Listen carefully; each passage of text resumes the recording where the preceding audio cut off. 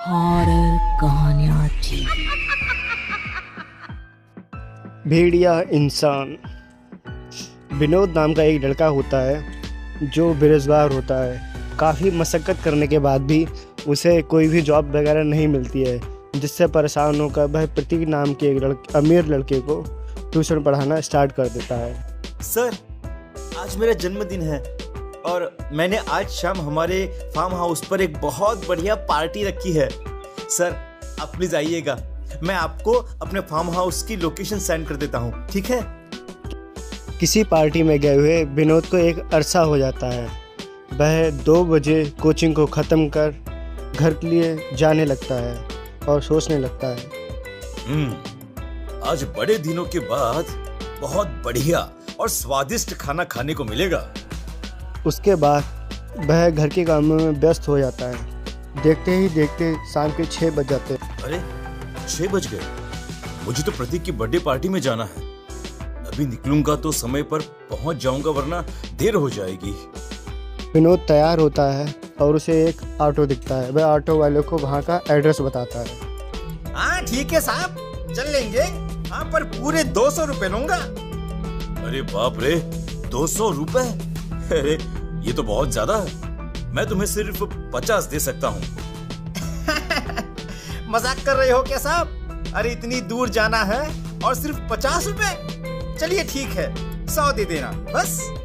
विनोद चारों तरफ नज़र घुमाता है।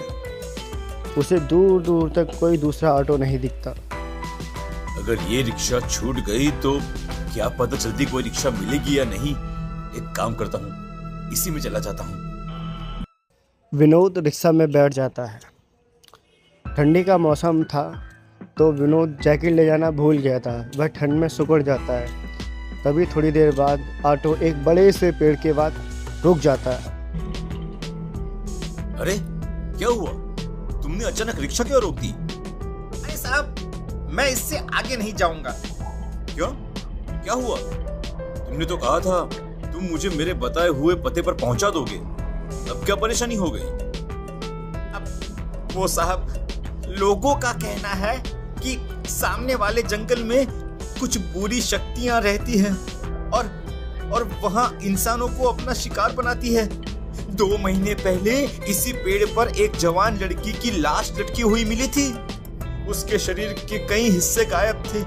मेरी तो ये सोचकर ही रूह कांप जाती है। और अब तो अंधेरा भी होने वाला है। मुझे माफ कर दीजिए साहब, मैं इससे आगे नहीं जा सकता। अरे भाई, ये तुम कैसी बातें कर रहे हो? तुम बीच सड़क पर मुझे छोड़कर चले जाओगे तो फिर मैं भला आगे कैसे जाऊंगा? देखो भाई, अगर तुम्हें ज्यादा पैसे चाहिए तो साफ साफ बोल दो, बेकार के बहाने मत बनाओ। अरे नहीं भाई साहब, नहीं, मैं कोई बहाना नहीं बना रहा। मैं सच बोल रहा हूँ। अरे इससे आगे जाने की मेरी हिम्मत नहीं है। चाहो तो 100 रुपए भी आप रख लो। मुझे नहीं चाहिए पैसे, पर मुझे बख्श दो। मैं इससे आगे नहीं जा सकता मैं। विनोद को वहाँ अकेला छोड़कर ऑटो वाला वहाँ से वापस लौट जाता है। इन रिक्शा वालों पर तो भरोसा करना ही बेकार है? कोई बात नहीं, मैं पैदल ही आगे चला जाऊंगा। देखता हूँ, शायद कोई लिफ्ट देने वाला मिल जाए। विनोद वहाँ से अकेले ही आगे बढ़ने लगता है। घनघोर अंधेरे जंगल में विनोद को वही रिक्शा वाले की बातें दिमाग में घूमने लगती हैं। वह डरने लगता है, फिर भी वह आगे बढ़ता रहता है। फिर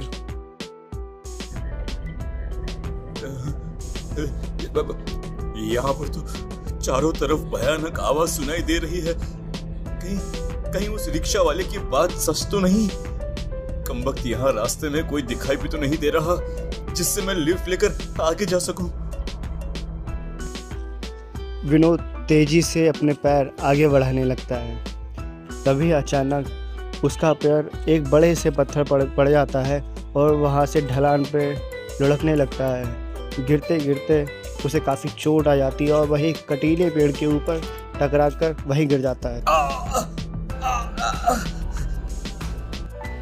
विनोद जैसे तैसे अपने आप को संभालता है और खड़ा होता है। तभी उसकी नज़र एक डरावने भेड़िए पे पड़ती है, जिसकी लाल सुर्ख आंखें बहुत डरावनी होती हैं। विनोद डर जाता है और देखता रहता। हे भगवान, ये सब क्या हो रहा है? अब मैं क्या करूं? क्या करूं? भेड़िया धीरे धीरे विनोद की ओर आगे बढ़ने लगता है। विनोद उसे देखकर घबरा जाता है और जंगल की तरफ भागने लगता है। भागते भागते अचानक से उसका पैर फिसल जाता है और वह एक चट्टान के नीचे गिरने लगता है। गिरते गिरते उसका खून बहने लगता है। बचाओ! बचाओ! बचाओ! भेड़िया विनोद की तरफ बढ़ता हुआ जैसे ही हमला करने वाला होता है, तुरंत विनोद पड़ोस में पड़े एक पत्थर से भेड़िए पे हमला करता है, जिससे भेड़िया वहाँ से भाग जाता है। जैसे जैसे विनोद उठता है वह धीरे धीरे चलता है, लेकिन वह ज़्यादा दूर जा नहीं पाता और बेहोश हो जाता है। सर, अब कैसा महसूस कर रहे हैं आप? आपकी तबीयत तो ठीक है ना? शुक्र है कि मेरे फार्म हाउस के चौकीदार की नजर आप पर पड़ गई, वरना जंगल का कोई जंगली जानवर आपको मारकर खा जाता। खैर, अब आप आराम कीजिए, मैं चलता हूँ सर।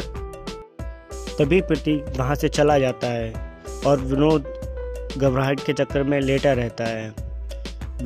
उसे बेचैनी होती है, फिर भी वह दवाई खा के सो जाता है। अचानक से आधी रात में उसकी नींद खुलती है और वह अपने शरीर में अजीब सा बदलाव महसूस करता है। ये अचानक मुझे इतनी गर्मी क्यों लग रही है? सांस लेने में भी इतनी दिक्कत क्यों हो रही है? नर्स, अरे कोई है क्या? तभी एक नर्स तेजी से भागकर विनोद की तरफ आती है। क्या हुआ? क्यों शोर मचा रहे हो? देखिए मुझे बहुत घबराहट महसूस हो रही है। मेरा शरीर देखिए कितना तप रहा है, देखिए। चिंता की कोई बात नहीं, ये दवाई खा लो, इसके बाद तुम्हें अच्छी नींद आएगी। नर्स गिलास में पानी और कुछ दवाइयाँ विनोद को देती हैं। विनोद उन्हें पानी पी के एक अजीब सा मुंह बना लेता है और वह गुस्से में विनोद की तरफ देखता है। विनोद की आंखें एकदम लाल सुर्ख हो जाती हैं।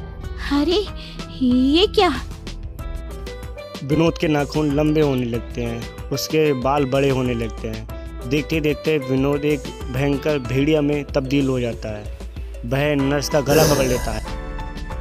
मुझे ये बकवास पानी नहीं चाहिए, मुझे खून पीना है, तेरा गर्म खून।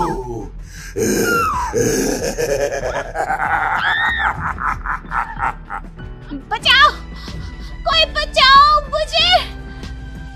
भेड़िया नर्स के गले में नाखून घुसाकर उसका खून पीने लगता है, जिससे नर्स दर्द से चिल्लाने लगती है। बचाओ, कोई बचाओ मुझे, कोई मदद करो मेरी।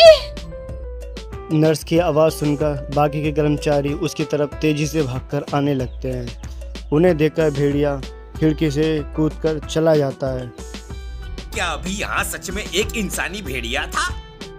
अरे कोई नर्स को उठाओ, अरे इन्हें डॉक्टर के पास ले चलो, फिर कुछ सोचते हैं, चलो जल्दी। उधर भेड़िया के रूप में विनोद यहाँ वहाँ भटकने लगता है। काफ़ी देर भटकने के बाद वह एक कूड़े के ढेर के पास पहुँचता है, जहाँ पे एक उसे बिल्ली दिखती है। बिल्ली देखते ही वह बोलता है, वाह, कुछ तो मिला।